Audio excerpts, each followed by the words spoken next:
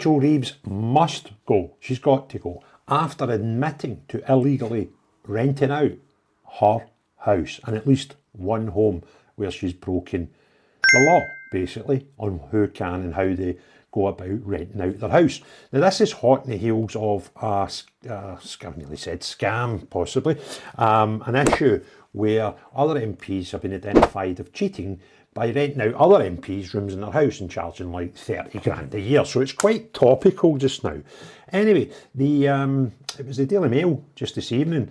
I've pushed this story as an exclusive, and I'll tell you what I've sort of learned about it. So Rachel Reeves, in case you don't know, she's the UK Chancellor of the Exchequer, nonetheless.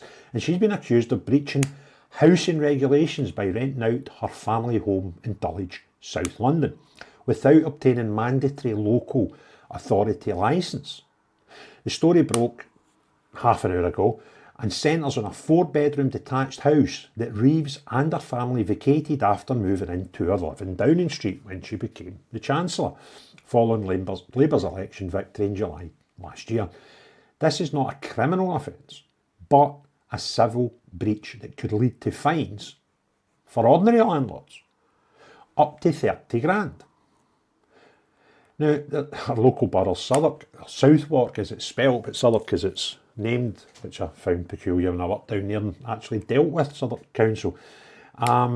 So she's admitted this oversight and self-referred herself to ethics watchdogs, framing it as an innocent mistake amid her high-profile role. High-profile role which is looking after the finance of the country, and she's not looked after her own properly, which is a bit weird. Now, the controversy highlights potential hypocrisy given Reeves' recent budget proposals to impose new taxes on landlords with extending national insurance to rental income, while she personally profited from unlicensed renting. However, supporters argue that it's a minor administrative error, not deliberate wrongdoing, and note her prompt action in addressing it. Prompt action being over a year and 3 months late, because she's been renting it since July 2024. Now, the property, the home, is valued at £1.5 million, and it was listed in rental platforms for £3,200 per month. And it's been let to tenants since September 2024. So she's been bringing an income in it for over a year, generating an income which she has declared in her parliamentary register of interests.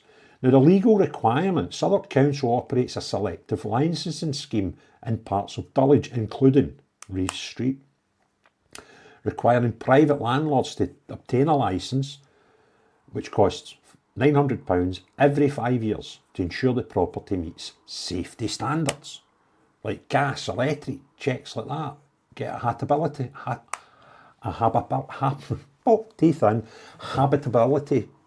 certificates.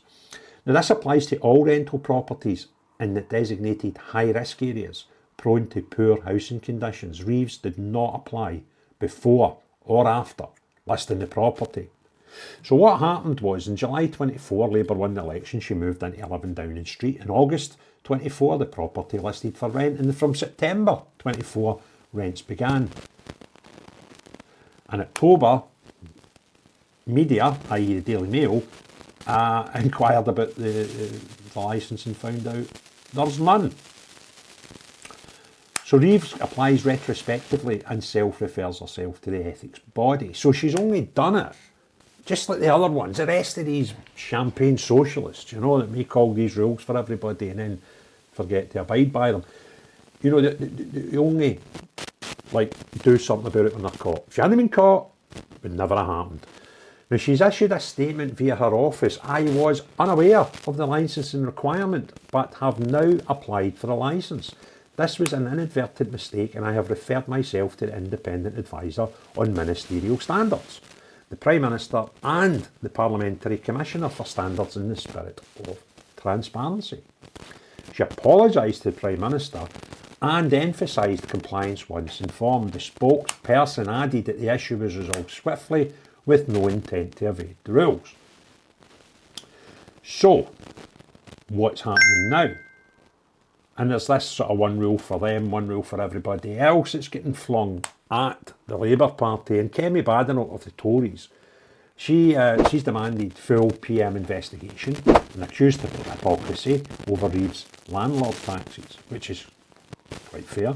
And she said, very serious revelations, lawmakers can't be lawbreakers, echoing Starmer's previous words, ironically. A reform, they've said Rachel Reeves, more Labour sleeves, I think they're putting. But Labour and the government, they're just saying it's an inadvertent mistake. That's came directly from Reeves' office. But social media is awash with this, right? As you can imagine. And you've got to remember, this is no long after, was it a year ago, when the Rachael from accounts started, because she had claimed on documents previously that she was an economist at HBOS. And it turned out, was it RBS? Can't remember. Anyway, I think it was HBOS. She wasn't. She had a very junior role. She wasn't an economist at all, but that was how she probably got the job as the Chancellor of the Exchequer, which is great for somebody who can look after their own affairs. Anyway, so Reeves owned multiple properties and has faced scrutiny before. A 2025 probe into undeclared Halifax expenses, so it must have been HBOS, lavish dinners and hotels, etc. The CV embellishments when she said she was a London School of Economics degree. She's had problems before with claims about her second home profits. She made £100,000 plus, which was taxpayer funded apparently. It fits into a pattern of administrative lapses but no proven fraud apparently. On policy, her October 2025 budget eyes to get 20 to 30 billion in landlord taxes to fund public services. So it's been a bit of a shocker for Rachel from accounts. And we've seen what happened with her but her ex-cabinet colleague who made a bit of a boo as well, and she lost her job because of it. Behind me is Glasgow Sheriff Court, one of Europe's busiest courts. And because of that fact, we'll see every week several members of the public and podcasters, etc., facing trials in here for a number of things. However, an increasing number are for posts on social media, videos on YouTube, etc., etc., etc. And for that reason and that reason alone, I believe it would make sense for everybody who does podcasts as a minimum to join the Free Speech Union, because they will help protect you when the law turns on you. That doesn't give you carte blanche to say what you want as a member, but it does give you the protection to help you when the law goes wrong. This is not now only something that should be considered by podcasters, because we are seeing more and more people each day arrested. Normal people who don't even see themselves as civilian journalists, arrested for posts on social media. So it makes sense to join the Free Speech Union, because we live in this country in 2025. And I can't see how anybody can survive this. But if it's a backbencher, you'd probably not worry, right? But this woman is the Chancellor of the Exchequer. So it'll be interesting to see what happens over the next 24 hours. But you can imagine, if she does survive it, which I kind of think she can't, they can't justify this, seriously. But if she does survive it, can you imagine the heckles from the opposition benches the next time she has to speak in Parliament? The whole thing is farcical. This Labour Party are farcical.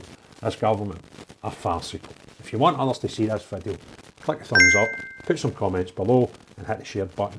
If you've not already done so, or you think you have, double check that you've hit the subscribe button. But more important than all that, unless you're the type of person that has one rule for you, but mere mortals, you have to have a completely set of other rules. Then not you, but everyone else. Have a great day. Cheery bye now.